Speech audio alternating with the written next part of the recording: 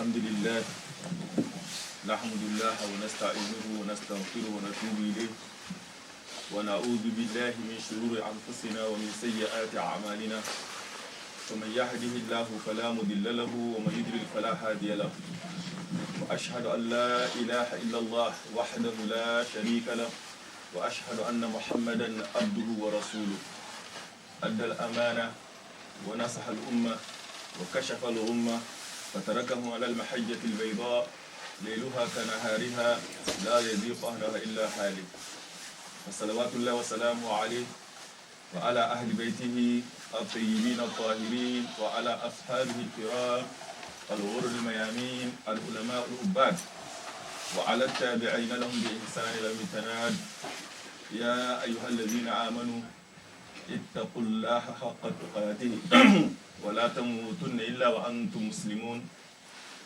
يا أيها الناس اتقوا ربكم الذي خلقكم من نفس واحدة وخلق منها زوجها وبث منهما رجالا كثيرا ونساء واتقوا الله الذي تساءلون به والأرحام إن الله كان عليكم رقيبا يا أيها الذين آمنوا اتقوا الله وقولوا قولا سديدا يصلح لكم أعمالكم ويغفر لكم ذنوبكم ومن يطع الله ورسوله فقد فاز فوزا عظيما ما بعد. Mes chers frères et sœurs, notre Seigneur, Dieu de très haut, nous a décrit les gens qui peupleront les mosquées d'Allah. Les mosquées dont Allah a honoré et a élevé leur rang, leur statut, en leur associant à lui. Quand il dit وأن المساجد لله فلا تدعوا مع الله أحدا. Les mosquées sont consacrées à Allah, sont pour Allah. N'invoque personne d'autre avec Allah dans les mosquées.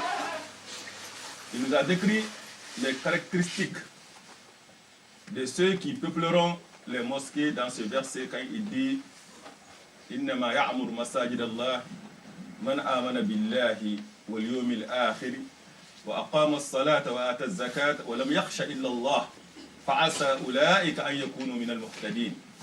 Ne peupleront les mosquées d'Allah que ceux qui croient à Allah et au jour d'avenir.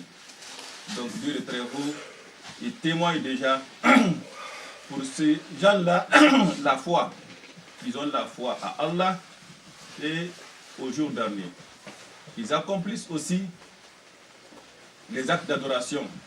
Et ça, c'est la partie la plus facile, car tout dépend de la foi.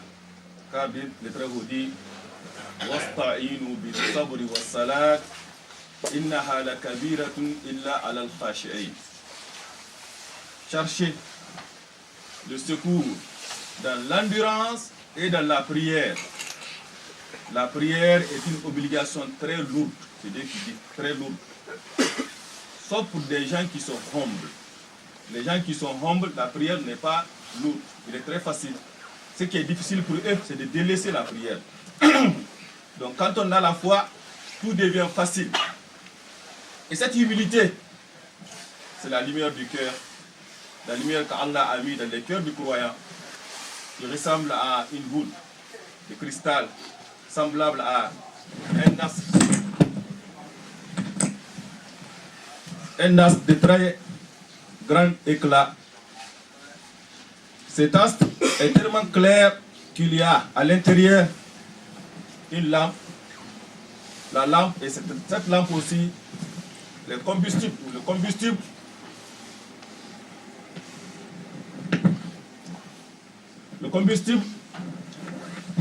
vient de l'huile et cette huile-là est bénie.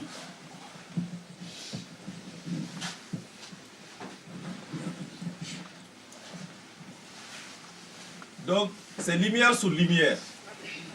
Cette lumière qui aide le croyant à voir le chemin vers son Seigneur, le chemin vers le paradis. Mais le cœur du croyant, comme tout cœur, que ce soit le cœur physique, a besoin vraiment d'être en vie constamment, car quand il s'arrête, c'est la mort subite. Et le cœur spirituel aussi a besoin de cette de se battre éternellement, constamment. Car quand il s'arrête, c'est la mort subite. Cette mort, c'est spirituel qui nous en garde. C'est pour cela qu'il faut un élément qui le garde en vie, qui le garde battant pour toujours. Et cet élément, ce n'est pas la prière. Oui, il est très important. Ni le jeûne, il est très important, mais non. Mais ni la zakat, il est très important, mais ce qui maintient le cœur du croyant battant et le préserve de la mort subite, le maintient vivant pour longtemps, aussi longtemps qu'il vit, c'est l'évocation d'Allah. L'invocation d'Allah. Et le prophète sallallahu alayhi wa sallam dans un hadith dit مثل الذي يذكر ربه والذي لا يذكر ربه كمثل الحي والميت.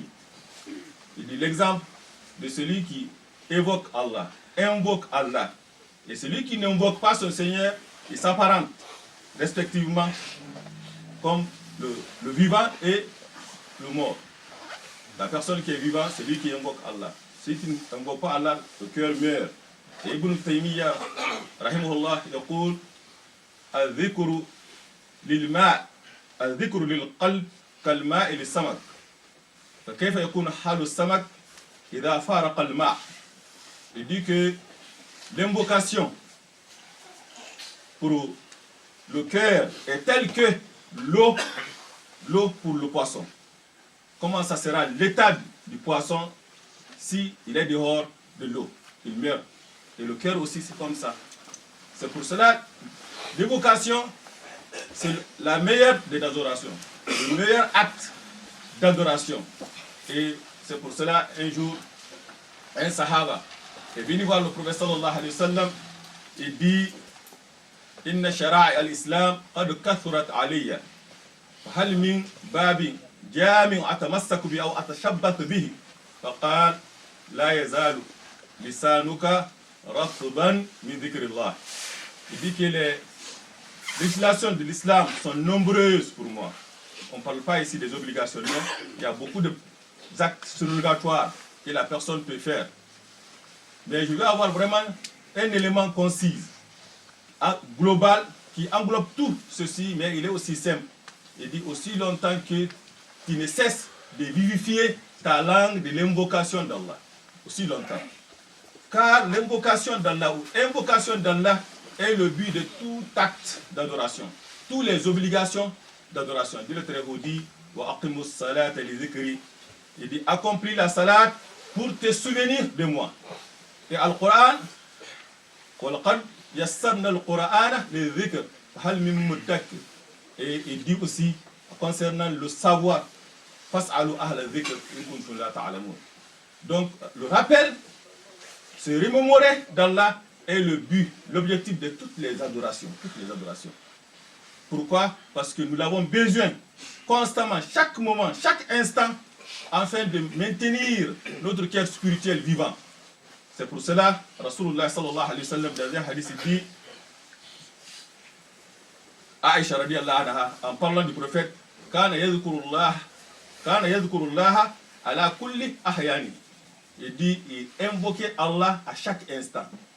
De sorte que, le prophète sallallahu alayhi wa sallam dit que Aïna yatanam wa qalbi la yanam.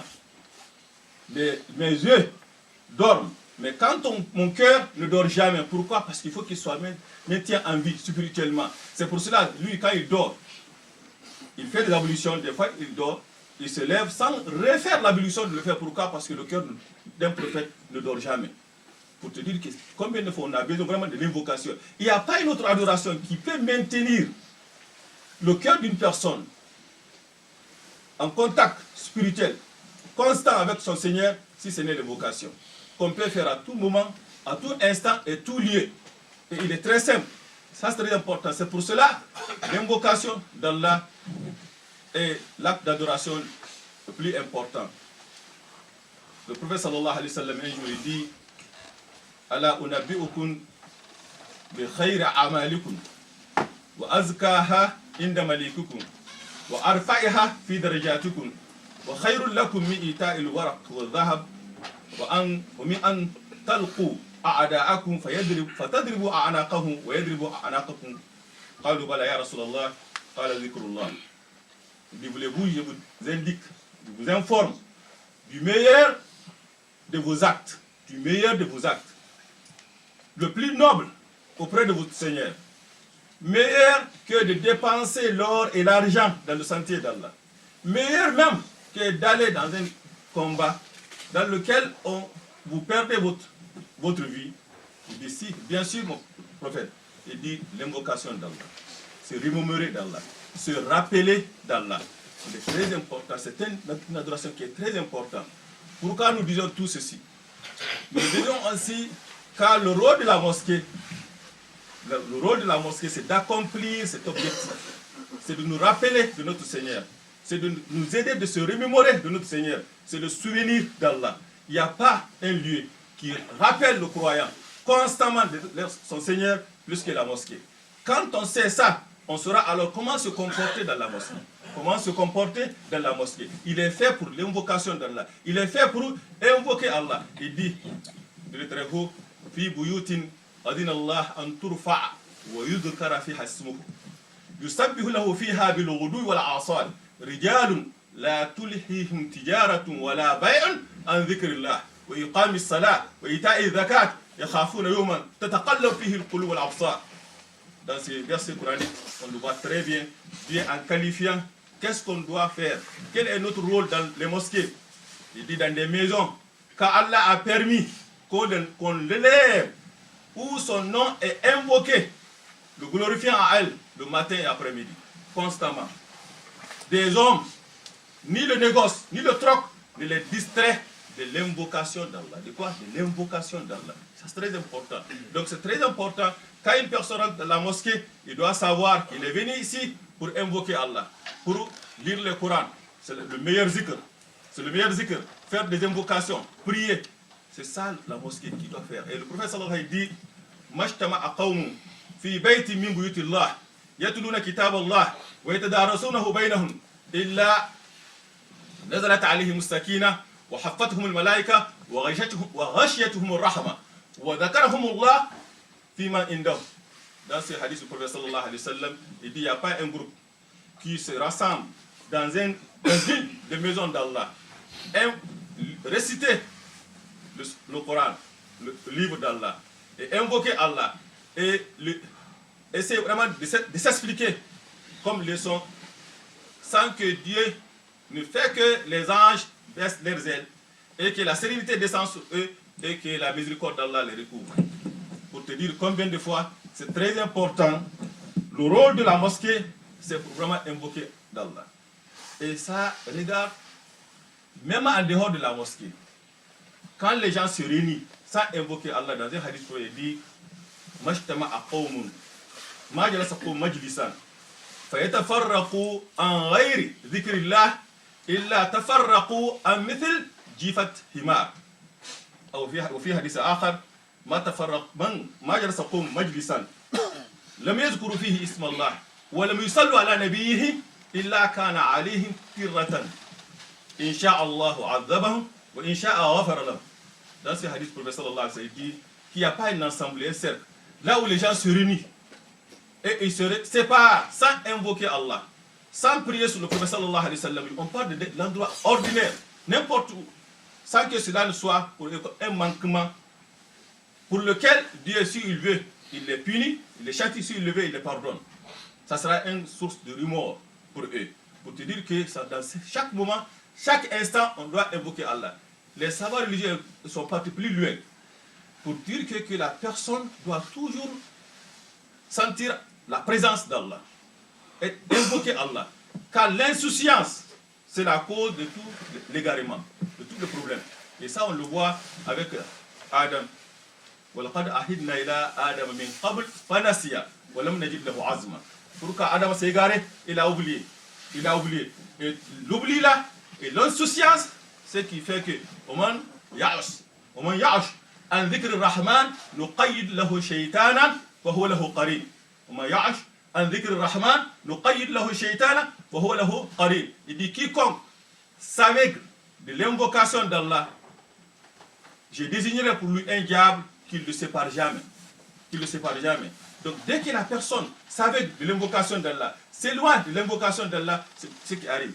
Je disais bien que c'est tellement important que les savants religieux ont dit que la raison pour laquelle on a légiféré cette invocation, quand la personne quitte de la toilette, il dit Ghufranak, Allahumma ghufranak, Seigneur, ton pardon, il dit c'est parce que c'est l'un des rares endroits que la personne il lui est interdit ou il est réprouvé d'invoquer Allah.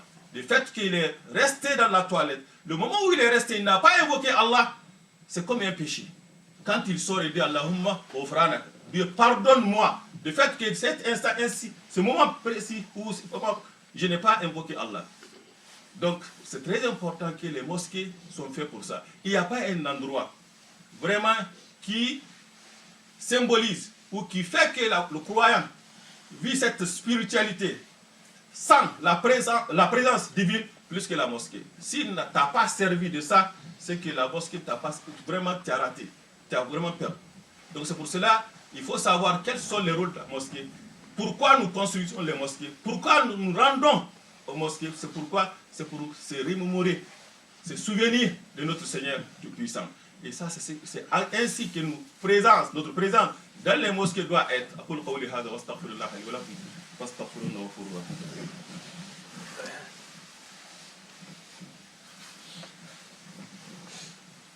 Alhamdulillahi Rabbil Alamin. والصلاة والسلام على المبعوث رحمة للعالمين. يقول الله عز وجل قائل: واتل ما أوحي إليك من الكتاب وأقم الصلاة إن الصلاة تنهى عن الفحشاء والمنكر ولذكر الله أكبر والله يعلم ما تصنعون. Essayons de méditer sur ce verset, ça résume tout ce que nous voulons dire. Il dit, récite ce qui t'a été révélé du livre. Récite. Pourquoi on récite le Coran? Pour nous rappeler de l'au-delà, nous rappeler de notre Seigneur. Et accomplir la salade. La salade préserve de la turpitude et du blâmable. Donc la salade, ce n'est pas seulement physiquement, les actes seulement qu'on fait, non. Le but de salade, c'est de nous préserver de la turpitude et du blâmable. Et l'invocation d'Allah, voilà ce qui est le plus grand. Les savants religieux disent, ça veut dire que l'invocation est plus grande que cela dans la préservation contre les choses blâmables et les choses interdites. Oui, pourquoi? La personne peut prier, mais si il ne ressent pas la présence d'Allah, sa prière est nulle. Le sens est nul. Il n'y a pas de l'âme. C'est pour cela, dans ce hadith du prophète sallallahu alayhi wa sallam, qui résume bien ce que nous voulons dire, qu'on appelle hadith Jibril. Quand Jibril est venu voir le prophète sallallahu alayhi wa sallam, il dit Ma huwa al-ihsan? قال الإحسان أن تعبد الله كأنك تراه فإن لم تكن تراه فإنه يراك. Voici l'étape le plus élevé dans lequel la personne sent la présence d'Allah. Il est ma'ayatillah, que tu adores Allah comme si tu le voyais. Est-ce qu'on peut voir Allah? Non, on ne peut pas le voir, mais on peut le voir aussi. On le voit pourquoi? Bi-nur al-qalb, la lumière du cœur que Allah a mis dans le cœur de chacun de nous. Tu vois Allah. Et ça, tout ce qui est autour de nous, nous rappelle de notre Seigneur. Tabarakalladhi ja'ala fi as-sama'i buruja wa ja'ala fiha sirajan wa qamaran munira wa huwa alladhi ja'ala al-layla wan-nahara khilfatan liman arada an yadhakkara aw arada shukura. Quand tu regardes dans tout ce qui est autour de nous, toi-même et tout ce qui est autour de toi, ça te rappelle de notre Seigneur. Donc que ce soit la création, que ce soit le Coran, que ce soit la prière, les actes d'adoration, tout nous rappelle de quoi? Nous aide à se remémorer de notre Seigneur, de souvenir d'Allah, de se rappeler d'Allah. Aussi longtemps que la personne a ça dans son esprit, non, il ne peut pas vraiment commettre des péchés. Pourquoi? Le prophète sallallahu alayhi wa sallam dit La yazni zani hina yazni wa huwa mu'min. Il dit que celui qui commet la fornication ou celui qui vole, le moment où il commet l'acte, il n'est pas croyant. Pourquoi? Est-ce qu'il croit? Il croit que Allah le voit? Non, il ne croit pas. Il se cache des gens, mais est-ce qu'il se cache d'Allah? Non, il ne le fait pas. Donc c'est pour ça qu'il dit adorer Allah comme si tu le voyais. Si tu ne le vois pas, Allah te voit. La personne qui ressent ça, alhamdulillah, c'est cette personne qui se comporte très bien. Et la lumière que nous procurons de la mosquée, ce n'est pas seulement pour la mosquée, mais c'est aussi dans notre vie quotidienne. أو من كان ميتا فأحييناه وجعلنا له نورا يمشي به في الناس.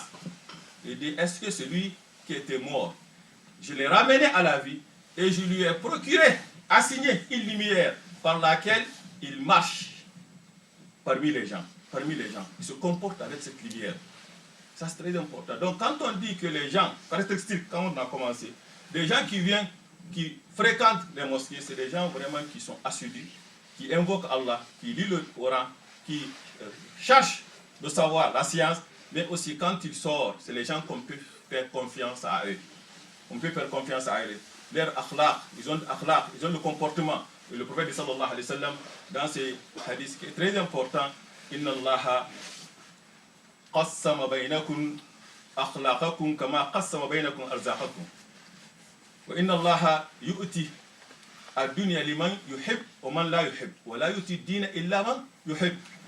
والذي نفس محمد بيده لا يسلم قلب عبد حتى يسلم لا يسلم عبد حتى يسلم قلبه ولا يؤمن حتى يعمل جاره بوائقه. Dans ce hadith du prophète sallallahu alayhi wa sallam, il dit que Allah nous a partagé nos mœurs, nos comportements, comme il nous a partagé entre nous les subsistances. Tu vois une personne riche en dollars, en argent, il y en a aussi qui sont riches aussi en akhlaq, en mœurs, dans le comportement. Et tu vois une personne pauvre en argent, oui, il y en a aussi qui sont pauvres vraiment dans le mœurs. Tu ne peux pas vraiment faire confiance à eux. Et Dieu, il donne ce bas monde à qui il veut, à qui il ne veut pas, à qui il aime, à qui il n'aime pas. Mais il donne la religion à celui qu'il aime. Ça, c'est très important. Il dit, par celui qui détient mon âme. Une personne ne peut pas être musulman jusqu'à ce que son cœur le soit. Il ne peut pas être croyant jusqu'à ce que ses voisins se sentent à l'abri de ses méfaits. Ça, c'est très important. Il dit, la yunfiq ma min harami fayubarak lahu. Il dit, il ne dépense jamais un argent qui vient de haram et que Allah met la bénédiction dans ça. Il dit, il ne fait pas aussi le monde par un argent qui est illicitement gagné que Allah l'accepte. Ça, c'est très important. Et il dit, Dieu ne nettoie pas le mal par le mal, mais il nettoie le mal par le bien. Ce qui nous vient de dire que, alhamdulillah, les gens qui sont assidus à la mosquée, qui leurs cœurs sont attachés aux mosquées, comme le prophète sallallahu alayhi wa sallam, de ces 7 personnes qui seront sous l'ombre d'Allah. Le jour où il n'y a pas d'ombre, si ce n'est pas l'ombre d'Allah, rajulun qalbuhu mu'allaqun bil masajid. Cette personne, son cœur est attaché aux mosquées. Pourquoi? Il est constamment avec la mosquée. Même s'il n'est pas là, il pense à la mosquée. Donc ça veut dire que la présence d'Allah dans son cœur est vivante. La lumière qu'Allah a mis dans son cœur est vivante. Et cette lumière ne meurt pas. C'est quoi? Par l'invocation d'Allah. Par se remémorer d'Allah. C'est de rappeler d'Allah constamment. Et nous prions Allah que Nas'alullah al-Azim an yaj'al lana nuran, an yaminina nuran, wa an shimalina nuran, wa min fawqina nuran, wa min tahtina nuran, wa min khalfina nuran, wa yaj'al fi qulubina nuran, wa an yu'tina nuran. ربنا تقبل منا انك انت السميع العليم وتب علينا يا مولانا انك تواب رحيم اللهم اهدنا فيما هديت وعافنا فيما عافيت وتولنا فيمن توليت وبارك لنا فيما اعطيت واصرف عنا سوء ما قضيت انك تقضي ولا يقضى عليك لا يذل ما هديت ولا يعز ما عليت بيدك الخير كله يا رب الرحمن الرحيم اللهم اقسم لنا من خشيتك ما تحول به بيننا وبين معاصيك ومن طاعتك ما تبلغنا به جنتك ومن اليقين ما تحول به علينا مصائب الدنيا ومتئنا باسماعنا وازواجنا وذريتنا ابدا ما بقيتنا واجعله الوارث منا واجعل ثارنا لمن ظلمنا وانصرنا على ما عادانا يا رب الرحمن الرحيم. C'est très important. Nous finissons par ceci. Nous prions vraiment pour toute la famille. Il y a nos frères qui ont demandé de prier pour eux. Ils ont certains problèmes. Nous prions Allah qu'Allah absout leurs péchés aussi et facilite leurs affaires. Mais surtout dans la famille, nous constatons beaucoup qu'il y a beaucoup de problèmes dans la famille. Et chaque fois, que ce soit les femmes ou les hommes qui viennent vraiment de se plaigner. Et il y a tellement de divergences, tellement de discussions, tellement de problèmes dans la vie conjugale que c'est alarmant. C'est tellement alarmant. Tout ça, comme on vient de dire, on ne se rappelle pas d'Allah. On ne se remémore pas d'Allah. Si on se rappelle d'Allah, qu'un jour, tôt ou tard, nous allons quitter ce bas monde, vraiment, ça sera facile pour nous de vivre ensemble. Vivre ensemble, c'est très important. Ce n'est pas seulement faire des invocations ou prier dans les mosquées et dans la famille, nous nous comportons autrement. Dans ton paradis et ton enfer se trouvent chez toi. C'est très important. Nous voulons des gens qui visitent la mosquée, qui restent ici et qui invoquent Allah quand ils retournent chez eux, qui se rappellent d'Allah, qui prend Allah comme juge, qui prend le prophète sallallahu alayhi wa sallam comme juge, ce n'est pas les avocats, ce n'est pas les palais de justice, non. Et malheureusement, on voit des musulmans qui se déchirent, qui s'entre-déchirent devant les cours. Ce n'est pas vraiment quelque chose qui est souhaitable. Ce n'est pas souhaitable pour les musulmans. Donc, on nous appelons au bon sens de chacun de nous, vraiment, de revenir vraiment à la religion, à la foi. Ceux qui ont des problèmes avec leurs femmes ou leurs maris, essayer vraiment de le régler selon les exigences de l'islam. C'est ça l'islam. Dans l'adversité comme dans l'aisance.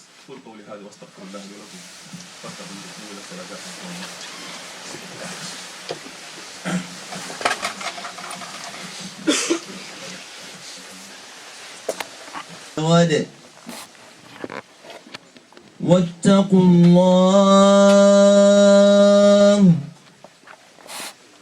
إن الله خبير بما تعملون ولا تكونوا كالذين نسوا الله فأنساهم أنفسهم أولئك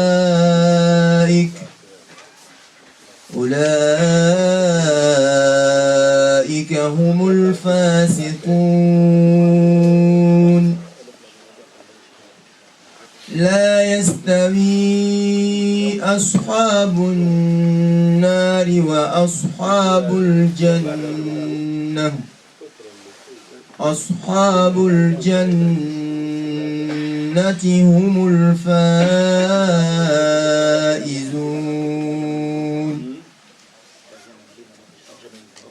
لو أنزلنا هذا القرآن على جبل لرأيته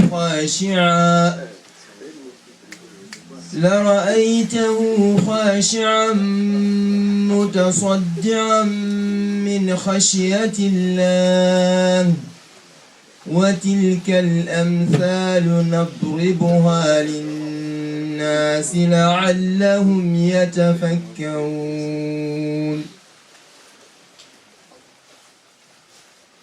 هو الله الذي لا